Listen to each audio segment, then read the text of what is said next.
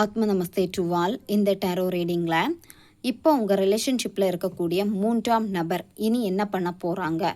இந்த ரிலேஷன்ஷிப் இப்போ பிரேக்கப் சுச்சுவேஷனில் இருக்குது. அதே மாதிரி மூன்றாம் நபர் கூட இப்போ பிரேக்கப் ஆகிருக்கு, அல்லது இன்னுமே உங்கள் நபர் மூன்றாம் நபர்கிட்ட பேசிகிட்டு இருக்காங்க. இனி இந்த மூன்றாம் நபர் என்ன பண்ண போகிறாங்க, அவங்க வாழ்க்கையை நோக்கி போகிறாங்களா, இல்லை திரும்ப இந்த ரிலேஷன்ஷிப்பில் வந்து பிரச்சனைகளை கொடுப்பாங்களா, உங்களுடைய ரிலேஷன்ஷிப்பில் அடுத்த 3 நாளில் என்ன மாற்றம் வரப்போகுது, இதை பற்றியெல்லாம் டீட்டெயில்டாக இந்த ரீடிங்கில் நம்ம தெரிஞ்சுக்க போகிறோம். இந்த கார்டு எனர்ஜி கூட கனெக்ட் ஆகுறதுக்காக நீங்கள் யாருக்காக இந்த ரீடிங்கை பார்க்குறீங்களோ அந்த பர்சனை மனசில் நினச்சிட்டு கமெண்டில் தேர்ட் பார்ட்டி டைப் பண்ணுங்கள். இந்த கார்டு எனர்ஜி கூட கனெக்ட் ஆயிடுவீங்க. எதிர்பார்க்காம உங்களால் இப்போ இருக்க முடியலை, அதே மாதிரி நிறைவேறாமல் போயிருமோ அந்த ஒரு பயமும் வந்து இருக்குது. இந்த ரிலேஷன்ஷிப்பில் மூன்றாம் நபர் இருக்காங்க அப்படின்னு உங்களுக்கு தெரிஞ்சதுக்கப்புறமா இப்போ ஒவ்வொரு நாளுமே உங்களுக்கு தூக்கம் இல்லை. அவங்க 2 பேரும் இப்போ பேசிகிட்டு இருக்காங்களா, நம்மளை மாதிரி தான் அவங்களும் இப்போ லவ் பண்ணுறாங்களா, நம்மளை மாதிரி தான் அவங்கக்கிட்டேயும் என் நபர் வந்து பேசிகிட்டு இருக்காங்களா, இந்த மாதிரி எல்லாம் அதிகமாக நீங்கள் நினைக்கிறீங்க. இந்த உணர்வு வந்து உங்களுக்கு அடிக்கடி வந்துக்கிட்டே இருக்கிறதுனால ஒரு விதமான பயம் இருக்குது. அதே மாதிரி உங்களுடைய முன்னேற்றத்தை வந்து தடுக்கிற மாதிரியே இருக்குது.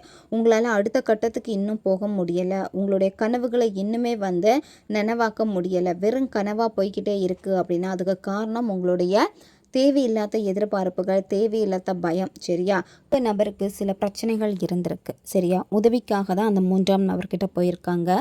அவங்களுக்கு பணம் சார்ந்த பிரச்சனைகள் இருக்கிறப்ப உங்கள் நபருக்கு தேவையான உதவிகள் எல்லாத்தையுமே மூன்றாம் நபர் பண்ணியிருக்காங்க.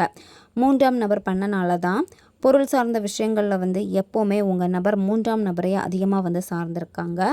அதே மாதிரி உங்கள் நபர் வேலைக்கு போனாலும் சரி, இல்லை அவங்களுக்கு வேறு ஏதாவது ஒரு விஷயம், தொழில் சார்ந்த விஷயமா இருக்கட்டும், எல்லாமே மூன்றாம் நபர்கிட்ட தான் கேட்டு தெரிஞ்சுக்கிற மாதிரியும் அவங்கக்கிட்ட கேட்டு செய்கிற மாதிரியும் இருந்திருக்கு. அதனால் உங்கள் நபர் வந்து உங்களை கவனிக்காமல் விட்டுருக்காங்க. அதே மாதிரி அவங்களுடைய வீட்டில் சொல்கிறவங்க பேச்சு வந்து கேட்க மாட்டாங்க, ஃப்ரெண்ட்ஸ் என்ன சொன்னாலும் கேட்க மாட்டாங்க. இந்த மாதிரி உங்கள் நபர் மாறி இருக்காங்க. உங்களுடைய ரிலேஷன்ஷிப்பில் வந்து இன்னும் இந்த பந்தம் வந்து தொடரப்போகுது. அதனால் நீங்கள் கவலைப்பட வேண்டிய அவசியமே கிடையாது. சரியா, அதாவது இந்த ரிலேஷன்ஷிப்பு வந்து ஒரு நிலைமாற்றம் அடைய போகுது.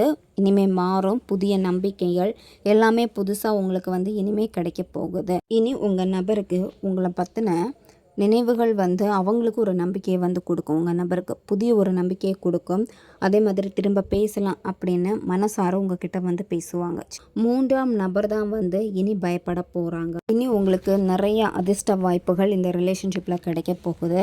அதே மாதிரி இனிமேல் அந்த கர்மாவை வந்து யார் அனுபவிக்க போகிறாங்கன்னு பார்க்குறப்ப அந்த மூன்றாம் நபர் அனுபவிக்க போகிறாங்க.